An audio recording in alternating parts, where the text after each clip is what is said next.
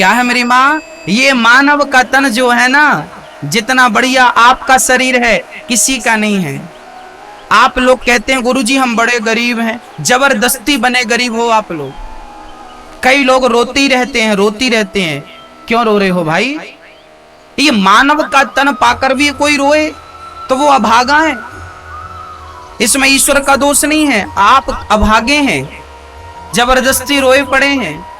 एक सज्जन बोले गुरुजी हम बड़े गरीब हैं। हमने कहा गरीब हैं तो आप अपनी आंखें बेच दो, पैसे मिल जाएंगे। 80 लाख रुपए की बिक जाएगी आपकी आंख बेचना हो तो। आपकी आंखें कितने की बिक जाएंगी? 80 लाख रुपए की एक बिकेगी। दोनों बेचना हो तो बताओ।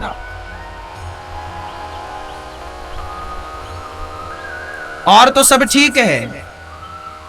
आपका ये आपकी जो किडनी है ना, 1 करोड़ की एक बिक जाएगी। बेचना हो तो बताओ। बहुत सारे डॉक्टर मिल जाएंगे आपको भोपाल में। हाँ, किडनी बिकती है, आंख बिकती है, आपके शरीर के बहुत सारे अंग बिकते हैं। अब बताओ आपके पूरे शरीर के अंग एक एक करके बेचे जाएं तो मुझे लगता है कि 4-5 करोड़ की कहानी हो जाएगी। मिल जाएंगे कि नहीं? 4-5 करोड़ का काम बन जाएगा। इसमें 10-20 एकड़ जमीन भी खरीद लेना, आलीशान बंगला भी बना लेना, गाड़ी घोड़ा भी खरीद लेना। काहे के गरीब हो? करोड़ों की प्रॉपर्टी लिए घूम रहे हो, कह रहे हो हम गरीब हैं। कहाँ गरीब हो भाई? करोड़ों की प्रॉपर्टी तुम्हारे पास है, चलती फिरती प्रॉपर्टी, फिर भी बने गरीब हो। गरीब हो नहीं, बने हो गरीब। ईश्वर ने किसी को गरीब नहीं बनाया। हाँ, कोई अंधा हो और वो कहे कि मैं गरीब हूं तो मैं मान सकता हूं कि तू गरीब है। कई बार आप लोग क्या कहते हैं कि कई बार ना हम अपने से ऊपर वालों को देखते हैं, उसके पास करोड़ों की प्रॉपर्टी है, हमारे पास तो साइकिल भी नहीं है, तो हम उससे कम दिखाई पड़ते हैं। आप ऊपर मत देखा करो, आप नीचे देखा करो।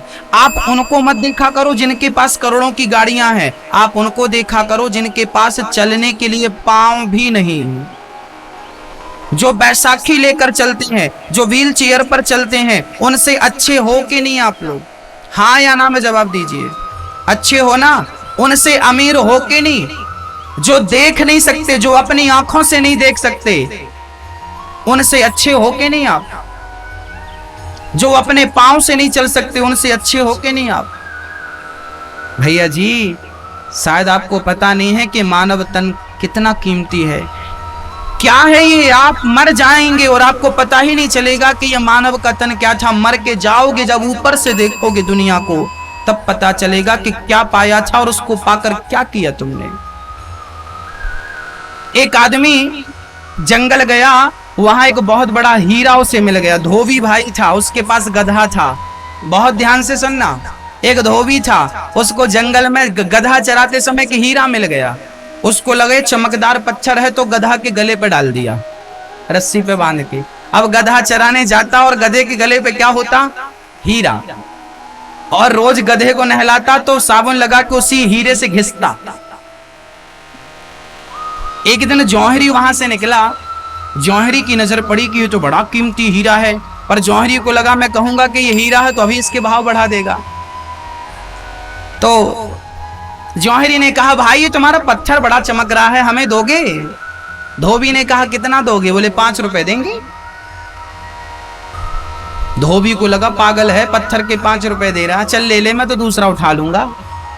हाँ, धोबी ने 5 रुपए लिए और हीरा जौहरी की हथेली पे रख दिया।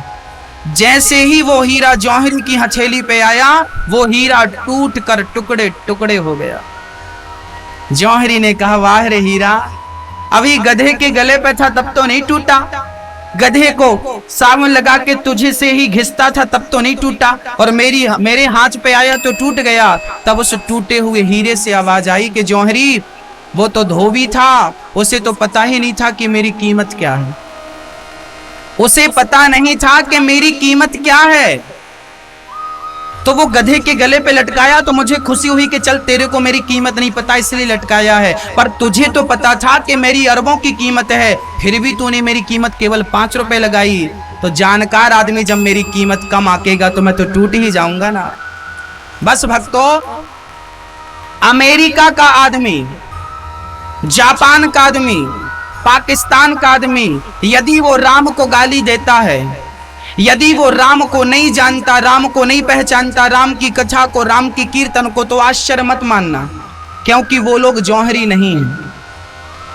राम जैसे हीरे को पहचानने वाले जौहरी भी भारत में ही पाए जाते हैं। यदि आप जैसा जौहरी जो जानता है कि राम नाम की क्या महिमा है, जो जानता है कि कृष्ण नाम की क्या महिमा है, आप जैसा जौहरी भी यदि राम को कम आंकेगा तो बताओ वो राम कहां जाएगा? टूट नहीं जाएगा जैसे वो हीरा टूट गया?